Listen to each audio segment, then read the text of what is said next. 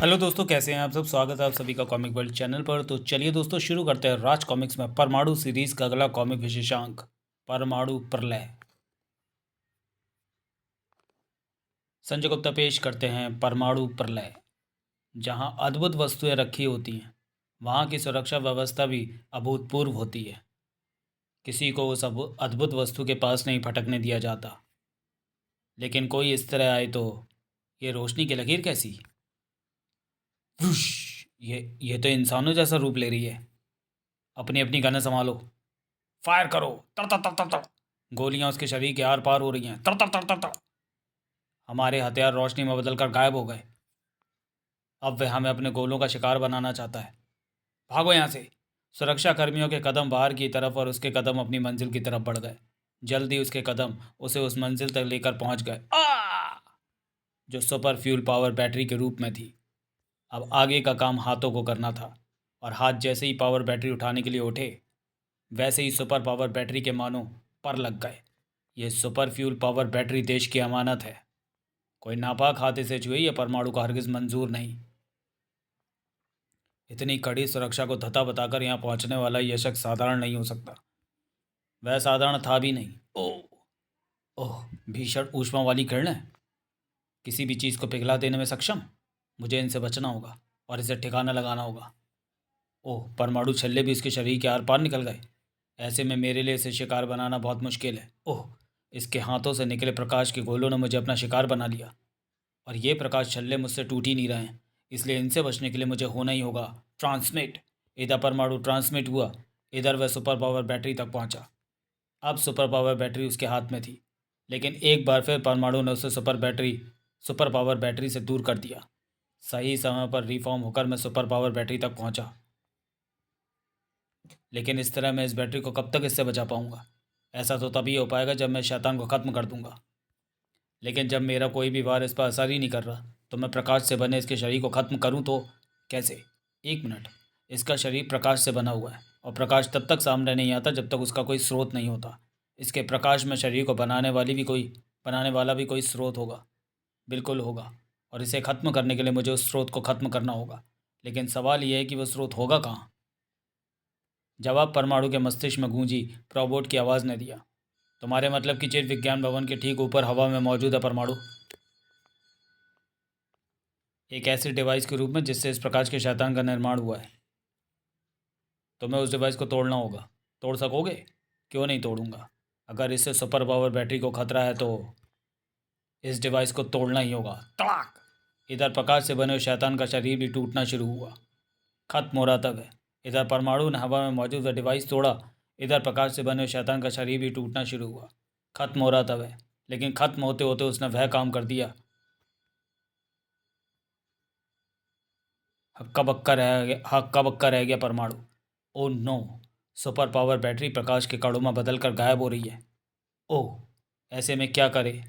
परमाणु को कुछ नहीं सूझ रहा था। और जब परमाणु को कुछ नहीं सूझता तो उसे याद आता है एक ही नाम, प्रोबोट। ये क्या हुआ प्रोबोट? प्रकाश से बनी अपनी ताकत को भेजने वाले को पहले से ही मालूम था कि उसका सामना तुमसे हो सकता है। इसलिए उसने पहले से ही इसका इंतज़ाम किया हुआ था कि चाहे कुछ भी हो जाए, सुपर पावर बैटरी उस तक पहुंचनी चाहिए।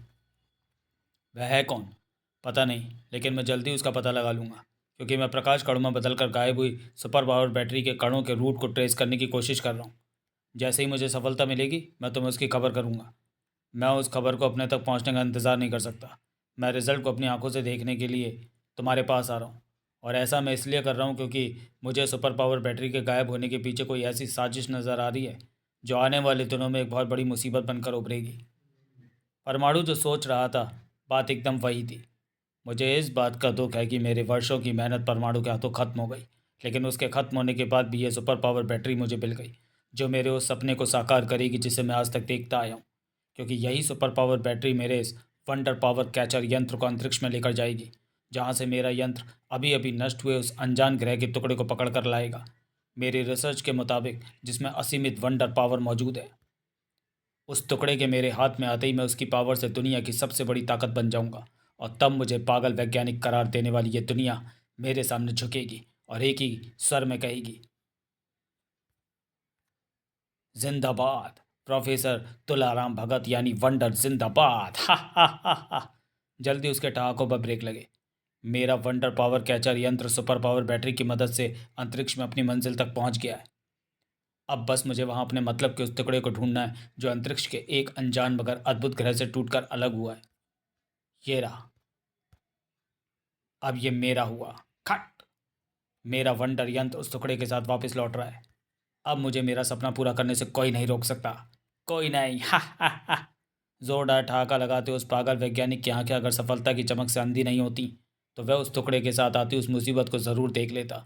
लेकिन मुसीबतों को देखने का काम उसका कहाँ था। ये काम तो परमाणु का था और परमाणु अपने काम को बखूबी अंजाम देने में तत्पर था। रोबोट ने बताया कि वह बैटरी प्रकाश कणों में बदलकर दिल्ली के उत्तर में स्थित इस पहाड़ी क्षेत्र के किसी स्थान पर आई है और निसंदेही वह स्थान यहाँ पहाड़ों के बीच मौजूद एक खंडरनुमा हवेली होगी। यही है। हा हा हा हा। ठहाके प्रोफेसर वंडर के हलक से उबल रहे थे। हा हा हा हा। अंतरिक्ष से धरती पर खिंचकर आए इस अद्भुत टुकड़े के छोटे छोटे भागों से मैं कई कई शक्तिशाली हाइड्रोजन बम जैसे शक्तिशाली बम बना सकता हूँ। लेकिन मुझे इसे तोड़ने के लिए कोई स्पेशल तरीका खोजना होगा क्योंकि इस टुकड़े की एक सबसे बड़ी कमी यह है कि ये पृथ्वी के वातावरण के संपर्क में आती कपूर की टिकिया की तरह घुलने लगता है। यहाँ तक पहुँचने में अब तक इसका काफ़ी भाग वातावरण में घुल चुका है। अब ऐसा ना हो, इसका मुझे पूरा ख्याल रखना होगा और उसके लिए मुझे इसे इस जार में रखना होगा जिसमें मैंने इसके ग्रह जैसा वातावरण मैनिपुलेट किया हुआ है। अब ठीक है। अब मैं जल्दी ही इसे अपने लिए इस्तेमाल करके सारी दुनिया को बारूद के ढेर पर बिठाकर उसे अपने कदमों में झुकाऊंगा। सपना अच्छा है, लेकिन इस सपने को अगर तू किसी पागल खाने में बैठकर देखेगा तो ज़्यादा मज़ा आएगा। थाड़। तू तू परमाणु है ना, और तू पागल वैज्ञानिक प्रोफेसर तोलाराम भगत है ना। ओ छनाक। मुझे पागल कहा, अच्छा नहीं कहा। तेरी लाश भी वापस नहीं जाने दूंगा मैं। ओह। उसके कोई सुस दबाते ही मुझ पर चारों तरफ से पानी की बारिश होने लगी है। एक मिनट, ये पानी नहीं कोई केमिकल है। बिल्कुल सही पहचाना तूने परमाणु, ये केमिकल ही है। लेकिन कोई साधारण केमिकल नहीं बल्कि एक ऐसा वंडर केमिकल जिससे धूल के कण आकर टकराएं तो ये केमिकल उनमें विस्फोटक प्रक्रिया पैदा कर देता है। सीधे शब्दों में ये कहें कि इस केमिकल के संपर्क में आने के कुछ क्षणों बाद ही धूल के कण बम का सा धमाका करते हैं तो अतिशयोक्ति ना होगी। और तू इस केमिकल से पूरी तरह नहाया हुआ है, सोच तेरी क्या हालत होगी। हा हा हा। कुछ क्षणों के बाद। ओह। इस प्रोफेसर के ठहाके बता रहे हैं कि इसने मुझे बहुत ही ज़्यादा मुश्किल में फंसा दिया है और अगर मैं जल्दी इस मुश्किल से नहीं निकला तो मुझ तक पहुंचने वाले धूल के कण मेरे चिथड़े उड़ा देंगे। लेकिन मैं इस मुश्किल से निकलूं तो कैसे निकलूं। कुछ सोच परमाणु, कुछ सोच, क्योंकि तेरे पास समय बहुत बहुत कम है। तेरे शरीर पर मौजूद केमिकल किसी भी क्षण धूल के कणों को एक्टिवेट करके उन्हें बम बना हा हा हा हा सकते हैं। लेकिन आखिर सोचा जाए तो क्या, वातावरण में भरे असंख्य धूल के कणों को अपने शरीर तक पहुंचने से रोका जाए तो कैसे। एक रास्ता है, मेरी परमाणु रस्सियाँ जो मेरे शरीर से लिपटकर उसके इर्द गिर्द एक ऐसा सुरक्षा कवच तैयार कर देंगी जिसे भेद कर धूल के कण मेरे शरीर तक नहीं पहुंच सकते। अब मैं आराम से इस पागल प्रोफेसर का दिमाग ठीक कर सकता हूँ। थाड़। मुझे अफसोस है प्रोफेसर कि मेरे वारों से तुझे कष्ट हो रहा है, लेकिन मजबूरी है। तेरे पागल दिमाग को ठीक करने के लिए मुझे तुझे ये कष्ट देना ज़रूरी है। अब ठीक है। अब सबसे पहले मैं इस रहस्यमयी टुकड़े को स्पेस रिसर्च सेंटर पहुंचाऊंगा जो तेरे पागल दिमाग के मुताबिक किसी दूसरे ग्रह का टुकड़ा है जिसे तूने सुपर पावर बैटरी के बल पर हासिल किया है। परमाणु ने जैसे ही उस विशेष जार को खोला वैसे ही, ओह ये सचमुच कोई अद्भुत ग्रह का टुकड़ा है, क्योंकि जैसे ही ये पृथ्वी के वातावरण के संपर्क में आया वैसे ही ये घुलने लगा है।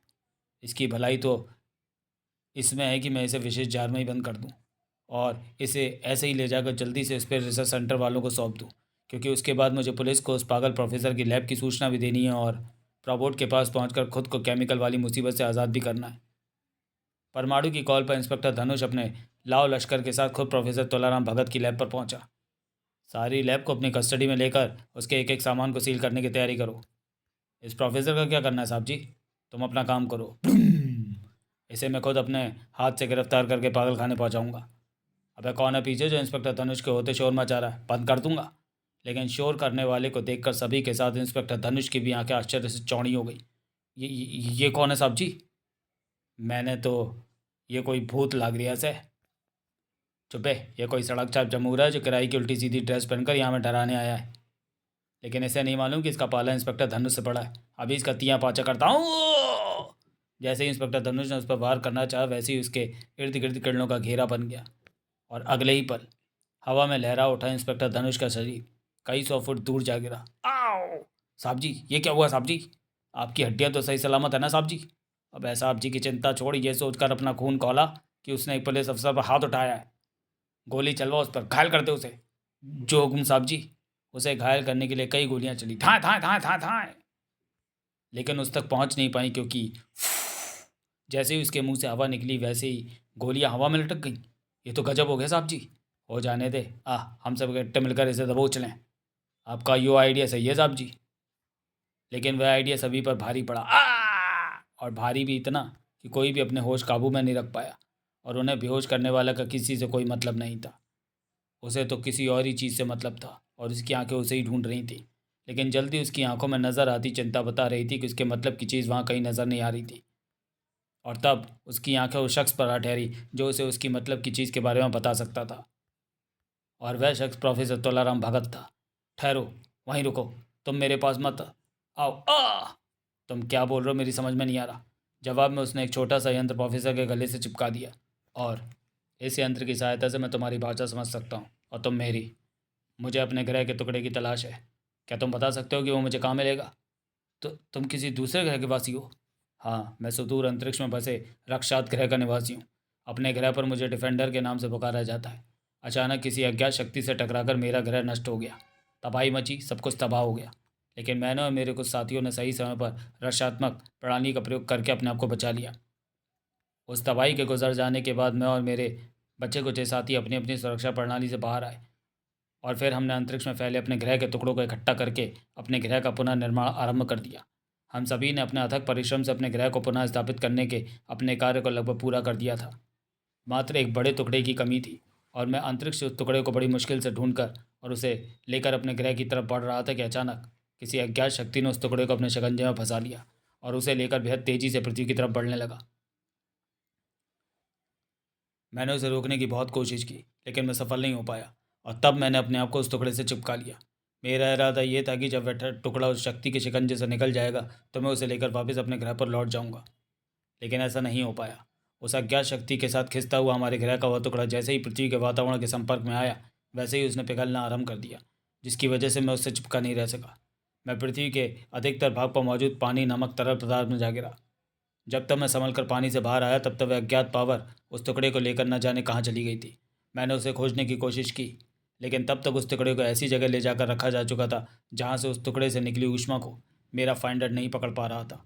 अभी कुछ देर पहले मेरे फाइंडर ने उस टुकड़े की ऊष्मा को इस स्थान से कैच किया था, इसलिए मैं यहाँ पहुँचा। अब तुम मुझे बताओ कि कहाँ है मेरे ग्रह का वो टुकड़ा, ताकि मैं उसे लेकर वापस लौट सकूँ। तो तुम एकदम सही जगह पर पहुँचे हो। कुछ देर पहले तुम्हारे ग्रह का वह टुकड़ा यहीं था। यहाँ मौजूद एक पागल वैज्ञानिक ने उस टुकड़े को यहाँ खींच लिया था। मैंने उस टुकड़े को बड़ी मुश्किल से उस वैज्ञानिक से छीनकर उसे यहाँ इसलिए सुरक्षित रख दिया था ताकि वह पृथ्वी के वातावरण में घुलकर समाप्त न हो जाए। अभी मैं उस पदार्थ को सुरक्षित करने करके हटा ही था कि एक दुष्ट शैतान उसे मुझसे छीन कर ले गया और मुझे इस हाल में छोड़ गया। कौन था वह? परमाणु। परमाणु? ओह, तुम इस तरह क्यों चौंके? क्या तुम परमाणु नामक उस शैतान को जानते हो? नहीं, मैं परमाणु नाम के किसी शैतान को नहीं जानता, लेकिन परमाणु ही वह अज्ञात शक्ति है जिससे टकराकर हमारा ग्रह तबाह हो गया। तुम एटम की बात कर रहे थे? हाँ, तुम पृथ्वी वाले उसे एटम के नाम से भी पुकारते हो। यह परमाणु या एटम शक्ति बहुत ही विध्वंसकारी शक्ति है। वह जहाँ भी होगी विनाश ही मचाएगी। ऐसी शक्तियों को तो तुरंत ही खत्म कर देना चाहिए।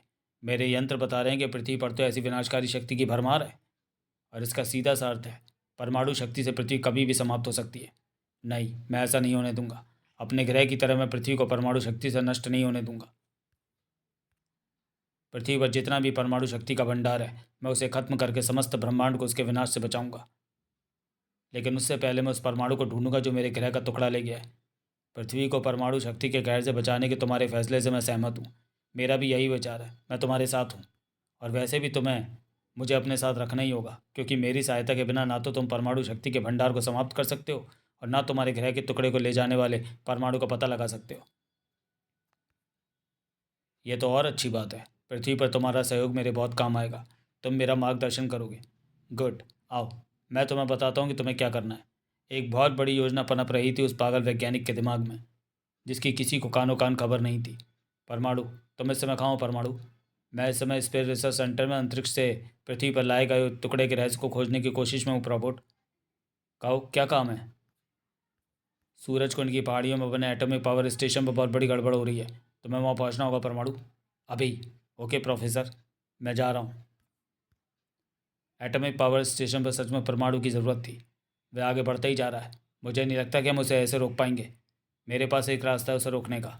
ये जीप जीप तूफान की गति से आगे बढ़ी, लेकिन डिफेंडर तक पहुंच ना पाई। उसके हाथों के इशारे ने एक पल में ही जीप को हवा में पहुंचा दिया और एक पल में ही ज़मीन पर भाग। गोलियां भी इसके हाथों के इशारे पर नाच रही हैं। नाचने दो, तड़ तड़ तड़ तड़। ऐसे ही किसी समय के लिए यहाँ मौजूद इस मिनी टैंक का गोला नहीं नाचेगा। पुडुम। और ना ही सॉरी गोले के ऐसे हर्ष की कल्पना किसी ने नहीं की थी। बड़ाम। और ना ही किसी ने की थी ऐसी कल्पना। ओह ये क्या! उसके हाथ लगाते यहाँ की ज़मीन कांच में बदल गई और हम कांच की ज़मीन पर खड़े नहीं रह पा रहे हैं। छनाक! सभी के कदमों को ज़मीन से उखाड़ कर जैसे ही उसने कदम आगे बढ़ाए वैसे ही खुद उसके कदम ज़मीन से उखड़ गए और उसके कदमों को उखाड़ने वाला था परमाणु। तेरे शरीर की बनावट बता रही है कि तू किसी ऐसे दिमाग की इजाज़त है जो दूसरे ग्रह के प्राणियों के नाम का सहारा लेकर लोगों को डरा रहा और अपना काम निकलवाना चाहता है। परमाणु ऐसा नहीं होने देगा। ओह! इस बार के साथ परमाणु को ऐसा लगा मानो उसने 11,000 वोल्ट का नंगा तार छू लिया हो। ओह! बड़ा तेज करंट लगा उसके शरीर को छूते ही। अगर मेरे शरीर और हाथों पर शॉक प्रूफ ड्रेस न होती तो मेरा बचना मुश्किल था। एक मिनट, शॉक प्रूफ ड्रेस होने के बाद भी मुझे करंट क्यों लगा? यानी इसके शरीर पर शॉक मारने का कोई विशेष साधन मौजूद है। कोई बात नहीं, अभी इसके साथ साथ वो साधन भी धराशायी हो जाता है। आंधी की तेज़ी से परमाणु रस्सी उसके शरीर से लिपटी और तूफान की तेज़ी से उससे अलग हो गई। ओह! इसके हाथ लगाती परमाणु रस्सी राख हो गई और वह ऐसे एटॉमिक मिसाइलों की तरफ बढ़ गया जैसे कुछ हुआ ही नहीं है। ये तो बहुत खतरनाक बात है। मुझे उसे रोकना होगा और उसके लिए ये पानी का पाइप एकदम ठीक रहेगा, क्योंकि उसके शरीर में करंट भरा हुआ है और पानी करंट का सबसे बड़ा दुश्मन होता है। गुड, उसका तड़पना बता रहा है कि पानी और करंट की दुश्मनी रंग ला रही है। ओ नो, ये क्या हो रहा है? उसके हाथों से निकली किरणों ने पानी के रुख को मेरी तरफ मोड़ दिया है। और ये क्या? ये किरणें तो पानी को बर्फ़ बना रही हैं और ये मुझे बर्फ़ में जमा रही हैं। पलक झपकते परमाणु बर्फ़ के खोल में बंद था और वो खोल भी ऐसा था कि वह परमाणु पर भारी पड़ रहा था। ओह! बर्फ़ की ये कैद बहुत मजबूत है। मुझे कैसे निकलने के लिए इसे तोड़ने की बेकार कोशिश को छोड़कर दूसरा तरीका अपनाना होगा। परमाणु छलनों से पैरों के नीचे की ज़मीन को खोदकर आगे बढ़ने की इतनी जल्दी क्या है? ज़रा रुक तो सही। मुझे मुक्का लात करने का मौका तो दे। पानी ने अपना असर दिखाया है। अब इसके शरीर में करंट नहीं दौड़ रहा। अब मैं इसे आराम से आगे बढ़ने से रोक सकता हूँ। अरे ये क्या हो रहा है? मेरा शरीर कहीं फूलने कैसे लगा? ओह! अब उसके हाथों से जो किरणें निकल रही हैं वे आसपास के वातावरण की हवा को मेरी तरफ खींच कर ला रही हैं और मुझे ऐसा प्रतीत हो रहा है जैसे हवा मेरे शरीर के सभी रोम छिद्रों से होकर मेरे शरीर में बढ़ती जा रही है। ऐसा ही हो रहा है। उसकी किरणों में फंसी हवा अनोखे रूप से मेरे रोम छिद्रों से मेरे शरीर में भर रही है और हवा से मेरा शरीर फूलता जा रहा है, फूलता ही जा रहा है। इस तरह तो मेरा शरीर कुछ ही देर में ऐसे फट जाएगा जैसे ज़्यादा हवा भरने से गुब्बारा फटता है। मुझे अपने आप को तुरंत इस स्थिति से बचाना होगा, नहीं तो मेरा शरीर चिथड़ों में बदलना निश्चित है। लेकिन मैं खुद को बचाऊं तो कैसे? ना तो मैं उसकी किरणों में फंसी हवा को बंद कर सकता हूँ और ना अपने शरीर के रोम छिद्रों को। एक मिनट, शायद मैं अपने शरीर के रोम छिद्रों को बंद कर सकता हूँ और ऐसा करने के लिए मुझे अपनी बेल्ट का ये मॉलिक्यूलर स्विच दबाना होगा जो मेरे शरीर को छोटा करने के साथ साथ उसके घनत्व को इतना ज़्यादा बढ़ा देगी कि मेरे रोम छिद्रों में या तो हवा प्रवेश ही नहीं करेगी और यदि करेगी भी तो इतनी कम मात्रा में कि मेरे शरीर को उससे कोई असर नहीं पड़ेगा। अपनी अनोखी ताकत के उस अनोखे हमले से बचा परमाणु एक बार फिर अपने शिकार की तरफ बढ़ा। ओह! वह एटॉमिक मिसाइलों तक पहुंच गया। अब वह किसी भी छड़ों ने फोड़ सकता नहीं। वह एटॉमिक मिसाइलों को फोड़ने नहीं, उन्हें ले जाने आया। अपनी इस अद्भुत शक्ति के बदौलत जिसने अत्यंत भारी मिसाइलों को कागज़ के टुकड़े की तरह उठा रखा है। अजीब मकसद है इसका, लेकिन मैं इसे भी पूरा नहीं होने दूंगा। Oh no! ये क्या हो रहा है? उसके इशारे पर यहाँ आसपास की हर वस्तु मेरे इर्द गिर्द चक्कर काटने लगी है मुझे रोकने के लिए। और चूंकि इनकी संख्या बहुत है इसलिए ये आराम से ऐसा कर भी पा रही हैं। ओह! ओह! मेरे आसपास इस अनोखी दीवार को खड़ी करके वह मिसाइलों को लेकर जा रहा है और जल्दी वह मेरी आंखों से ओझल हो जाएगा। मुझे उसे रोकना होगा और इसके लिए मुझे यहाँ से बाहर निकलना होगा। ओह! मुझे नहीं लगता कि मैं इस तरह यहाँ से बाहर निकल जाऊँगा। इसलिए सबसे अच्छा ये है कि मैं यहाँ से निकलने के लिए हो जाऊँ ट्रांसमिट। ट्रांसमिट होकर परमाणु उस मुसीबत से तो निकल गया, लेकिन उस नई मुसीबत में फंस गया और वो नई मुसीबत थी उसके मुंह से निकलता हवा का वह तूफान जो एक दूसरे से जुड़ने को तैयार परमाणु के शरीर के कणों को अपने साथ उड़ाकर ले गया। हवा का वह तूफान परमाणु के शरीर के कणों को कहाँ उड़ाकर ले जा रहा था, कोई भी नहीं जानता था। परमाणु दोबारा से फिर अपना शरीर पालेगा या नहीं, किसी को नहीं मालूम था। सभी को मालूम था तो सिर्फ ये कि एटॉमिक मिसाइलें किसी पालतू कुत्ते की तरह उसके पीछे उड़ती चली जा रही थी। और जल्दी। तुम इस देश की एटॉमिक मिसाइलें उठा लाए हो, बहुत अच्छा किया तुमने। लेकिन सिर्फ इन मिसाइलों को लाने से कुछ नहीं होगा। तुम्हें हर देश के पास मौजूद एटॉमिक मिसाइलें लानी होंगी, तभी इस पृथ्वी की रक्षा हो पाएगी। मैं लाऊंगा, जल्द ही लाऊंगा। मुझे पूरा विश्वास है कि तू इस काम को बहुत जल्दी अंजाम दे देगा, क्योंकि अब कोई तुझे रोकने वाला नहीं है। उस परमाणु के बाद जिसके शरीर के कण पता नहीं वातावरण में कहाँ कहाँ बिखरे होंगे। हा हा हा हा हा हा। डिफेंडर ने एक पागल वैज्ञानिक से पृथ्वी को बचाने का जो वादा किया था उसे जल्दी पूरा कर दिखाया। रूस, अमेरिका, चीन, कनाडा, ब्रिटेन जैसे बड़े बड़े देशों के साथ पाकिस्तान जैसी छोटे सभी देशों की एटॉमिक मिसाइलें मेरे सामने मौजूद हैं। आज मेरा सपना पूरा हो गया। आज मैं अपने दिमाग के बल पर दुनिया की सबसे बड़ी ताकत बन गया हूँ। अब सारी दुनिया मेरे कदमों में झुकेगी। मेरे उस दिमाग का लोहा मानेगी जिसे खराब कहती आई है। आओ! तेरा दिमाग अभी भी खराब है प्रोफेसर, और तब तक खराब रहेगा जब तक पागल खाने में जाकर उसकी सर्विस नहीं होगी। परमाणु, तू दोबारा से अपना शरीर पाने में सफल हो गया। हाँ, रोबोट ने मेरे शरीर के कणों को ट्रेस किया और उन्हें अलग अलग जगहों से कैप्चर करके उन्हें एक जगह इकट्ठा किया। और मेरे शरीर के सभी कणों के इकट्ठा होने के बाद फिर मेरे शरीर को रिफॉर्म होने में भला कितनी देर लगनी थी। वैसे मेरी नामौजूदगी में तूने अपने ज़मूरे की मदद से काफ़ी तरक्की कर ली है। लेकिन तेरी खराब किस्मत कि मैं तेरे सारे किए कराए पर पानी फेरने के लिए फिर से आ गया। ओह, आ गया है तो चला भी जाएगा, एकदम सीधा यमराज के पास। ओह, और तुझे वहाँ भेजेगा ये जिसे तू जमूरा कह रहा है। असल में ये एक ऐसी शक्ति है जिससे तू कभी पार नहीं पा सकता। उफ, इसके शरीर से निकले सैकड़ों विचित्र से हाथों ने मुझे बुरी तरह जकड़ रखा है। मुझे अपनी पावर्स का इस्तेमाल करके तुरंत ही इससे छूटना होगा। ओह नो, मेरी तो कोई भी पावर काम नहीं कर रही। ना मैं ट्रांसमिट हो पा रहा हूँ, ना छोटा, ना मेरे परमाणु छल्ले छूट रहे हो, ना परमाणु रस्सी। हा हा हा हा। मैं जानता हूँ परमाणु की तो अपनी शक्तियों के बल पर इसके शिकंजे से बचने के लिए फड़फड़ा रहा है, लेकिन ऐसा होगा नहीं। तो इसके रबड़ जैसे विचित्र शिकंजों में फंसा है। उनमें धरती की किसी भी पावर को निष्क्रिय करने की शक्ति है। इसलिए बचने की कोशिश छोड़कर मरने की तैयारी कर। वैसे तू ये तो जानना चाहेगा ही कि तुझे यमराज के पास पहुंचाने वाला यह जमूरा है कौन और कहाँ से आया है, तो सुन। और प्रोफेसर भगत परमाणु को सब कुछ बताता चला गया। यह समझ रहा है कि यह मैं इन मिसाइलों को नष्ट कर दूंगा, जबकि सच्चाई यह है कि मैं इनके बल पर सारी दुनिया को नष्ट करने का सपना देख रहा हूँ। अगर ऐसा है तो ये डिफेंडर हरगिज़ तेरा साथ नहीं देगा, क्योंकि अभी तूने बताया था कि वह पृथ्वी का रक्षक है, दुश्मन नहीं। सही कहा, लेकिन ये बात उसे बताएगा कौन? ये सिर्फ उसी की बात समझता है और उसी को अपनी बात समझा सकता है जिसके गले पर यह यंत्र फिट हो। कोई और इस यंत्र का इस्तेमाल करके इसे सच्चाई बता सके, मैं इसे इसका मौका नहीं दूंगा। जैसे ही ये तुझे ख़त्म करेगा वैसे ही मैं इसे इसके ग्रह के उस टुकड़े के बारे में बता दूंगा जिसे तूने स्पेस रिसर्च सेंटर में रख छोड़ा है। ये वहाँ से उस टुकड़े को चुटकियों में हासिल कर लेगा और उसे लेकर अपने ग्रह पर वापस लौट जाएगा, और पीछे रह जाऊंगा मैं इन एटॉमिक मिसाइलों से दुनिया पर राज करने के लिए। ओह, इस पागल वैज्ञानिक के कारण मेरे साथ साथ दुनिया भी खत्म होने जा रही है। हा हा हा हा। और ये मेरा दुर्भाग्य है कि ना मैं खुद को बचा सकता हूँ और ना दुनिया को बचा सकता हूँ। मैं बचा सकता हूँ। हा हा हा। मुझे अपने शरीर को उस पागल प्रोफेसर की तरफ खींचना होगा, और मेरे ख्याल से मेरे लिए ये काम मुश्किल नहीं होगा, क्योंकि मैं डिफेंडर के जिन शिकंजों में फंसा हूँ वे रबड़ की तरह खिंच सकते हैं। धड़ाक! ओह, इस हालत में भी तो अपनी हरकतों से बाज नहीं आया। लेकिन तुझे मालूम नहीं, ऐसा करके तूने अपनी ज़िंदगी के बाकी बचे कुछ क्षणों को भी तो गंवा दिया। मेरे इशारे पर डिफेंडर तुझे अभी खत्म कर डालेगा, लेकिन हुआ एकदम उल्टा। भड़ाक! प्रोफेसर तोलाराम भगत को तो ऐसा लगा जैसे वह सपना देख रहा हो। परमाणु को छोड़कर डिफेंडर ने मुझ पर हमला कर दिया। ये कैसे हो गया? इस छोटे से यंत्र की बदौलत जिसकी मदद से डिफेंडर पृथ्वीवासियों की सुनता समझता है। मैंने इसकी मदद से डिफेंडर को सारी सच्चाई से अवगत करा दिया। अब तो ये सोच रहा होगा कि यह यंत्र मेरे पास कब पहुंचा। तब जब मैंने डिफेंडर के शिकंजे में फंसे फंसे ही तुझ पर वार किया था।